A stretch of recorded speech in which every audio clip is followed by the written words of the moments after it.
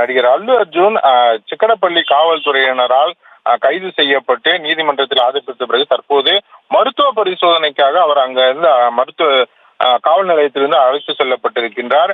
புகார் கொடுத்திருக்கக்கூடிய உயிரிழந்த ரேவதி என்ற பெண்ணின் கணவர் கொடுத்திருக்கக்கூடிய புகாரின் அடிப்படையில் அவர்கள் 3 பேர், அதாவது அவர், அவரது மனைவி ரேவதி மற்றும் அவரது மகன் ஆகிய மூவரும் அந்த பிரிவியூ ஷோவை பார்ப்பதற்காக டிக்கெட் எடுத்துக்கொண்டு தியேட்டரில் அமர்ந்திருந்த போது அல்லு அர்ஜுனின் தனிப்பட்ட பாதுகாவலர்களால் அவர்கள் அந்த இடத்தில் தியேட்டரில் இருந்து அப்புறப்படுத்தப்பட்டிருக்கின்றனர்.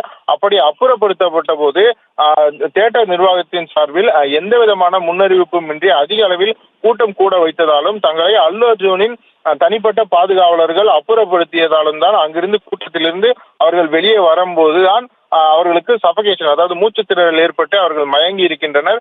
அதன் காரணமாகவே உயிரிழப்பு ஏற்பட்டிருக்கின்றது என்றும் இதன் காரணமாக இவர்கள் இரு தரப்பு, அதாவது அல்லு அர்ஜுன் தரப்பு மற்றும் அது மட்டும் இல்லாமல் அந்த சந்தியா தியேட்டர் தரப்பு ஆகிய இரு தரப்பினரையும் மீதும் நடவடிக்கை எடுக்க வேண்டும் என்றும் அவர் புகார் அளித்திருந்தார். அந்த புகாரின் அடிப்படையில் தான் தொடர்ந்து இந்த கைதுகளை தற்போது காவல்துறையினர் செய்து வருகின்றனர்.